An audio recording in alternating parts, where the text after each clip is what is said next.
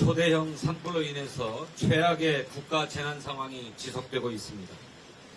벌써 26분의 국민이 희생됐고 대피 인원만 2만 4천여 명에 달합니다. 산불로 소중한 생명과 삶의 터전을 잃은 모든 분께 깊은 애도와 위로를 전합니다. 정부 당국이 총력 대응을 하고 있다고는 하는데 산불의 확산 속도를 따라잡지 못하고 있습니다. 지리산과 대구 달성, 전북 무주로까지 번졌고 국가유산도 15건이 피해를 입었습니다. 국가적 차원의 대응이 절실합니다.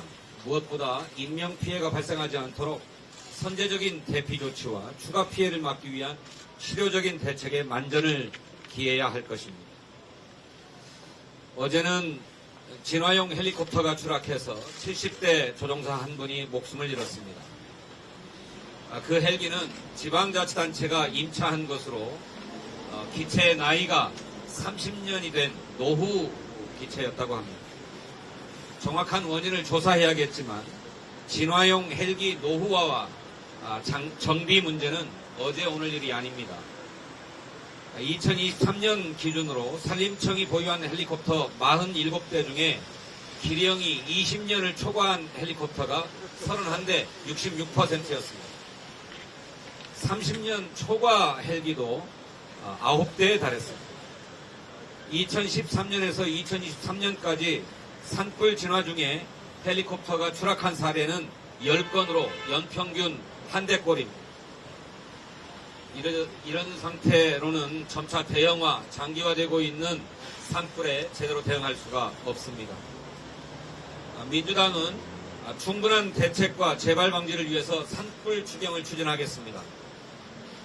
여야가 모두 조속한 추경을 정부에 요구했고 산불 추경의 필요성에도 한 목소리를 내고 있습니다만 기획재정부는 추경 편성을 위한 부처별 협의조차도 진행하지 않고 있습니다. 계엄으로 경제와 민생이 어려운데 설상가상으로 산불로 인한 인명, 재산 피해도 점차 커지고 있습니다. 책임이 있는 정부라면 먼저 나서서 추경안을 내놔야 할 것 아닙니까? 국민의힘은 더 가관입니다. 산불을 빌미로 예비비 2조 원을 복원하겠다고 으름장을 놓습니다. 이미 행정안전부의 재난대책비가 3,600억 원이 편성되어 있고 산림청의 산림재해 대책비도 1,000억 원이 편성되어 있습니다. 소관부처 예산이 부족하다면 목적 예비비 1조 6천억 원에서도 집행이 가능합니다. 그것으로도 부족하면 재해대책 국고 채무부담 행위로도 1조 5천억 원을 활용할 수 있습니다. 윤석열이 내란의 밤에 경제부총리에게 지시했던 것처럼 내란 예산, 비상입법기구 예산이라도 확보해 주려는 것인지 묻지 않을 수 없습니다. 산불 진화와 피해 복구가 우선인 때에 또다시 정쟁만 일삼자는 저희를 도대체 알지 못하겠습니다. 민주당은 지난 2월에 발표한 민주당의 자체 추경 제안에 국민안전 예산으로 9천억 원을 편성해 놓은 바 있습니다. 소방 헬기, 산림화재 대응 장비 등 예산도 포함된 만큼 추경 논의를 지금 시작하면 됩니다. 계엄과 항공기 참사, 산불로 급속히 얼어붙은 내수경기 회복도 정말 절실합니다. 우리 당이 제안한 민생회복 소비 쿠폰, 상생 소비 캐시백, 8대 분야 소비 바우처, 지역화폐 할인 지원 등 소비진작 4대 패키지에 대해서도 적극 검토할 것을 촉구합니다. 민주당은 신속한 산불 추경, 민생 추경을 통해서 국민의 일상 회복을 지원하는 데 진력하겠습니다.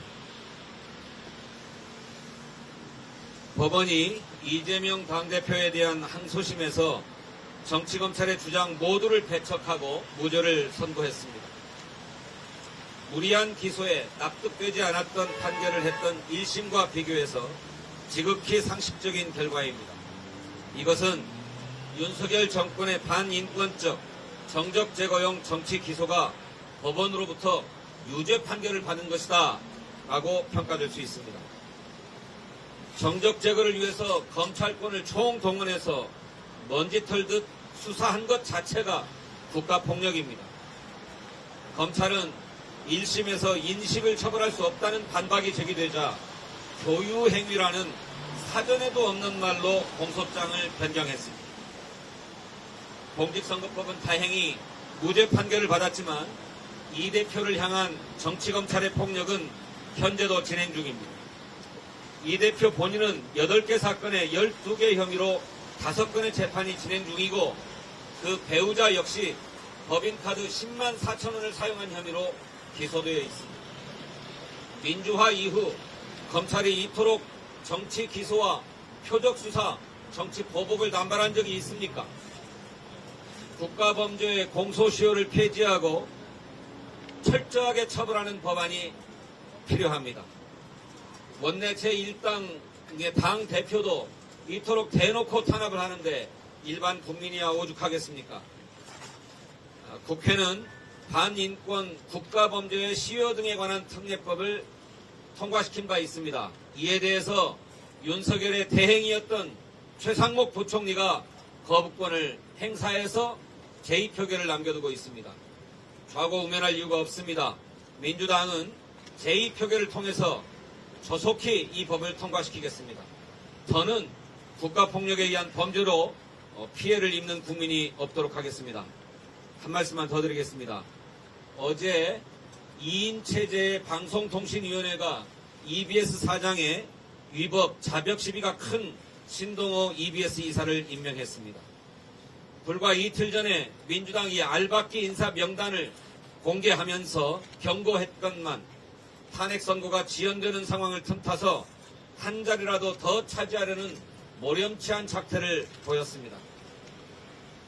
이미 법원에서 방송통신위원회의 2인 체제 판결이 위법하다고 판단했지 않습니까? 위법을 저지르면서까지 알박기 인사를 강행하고 있는 것입니다. 신동호 씨는 MBC 아나운서 국장 시절 방송인 블랙리스트를 만들고 회사에서 내쫓은 장본인입니다. 국민의힘의 전신인 미래통합당의 비례대표 후보이기도 했던 정치인입니다. 민주당은 이런 사태를 결코 좌시하지 않겠습니다. 이미 천명한 대로 공공기관 운영법을 반드시 개정해서 기관장의 임기를 대통령의 임기와 일치시키겠다 하는 말씀을 다시 말씀드립니다. 감사합니다.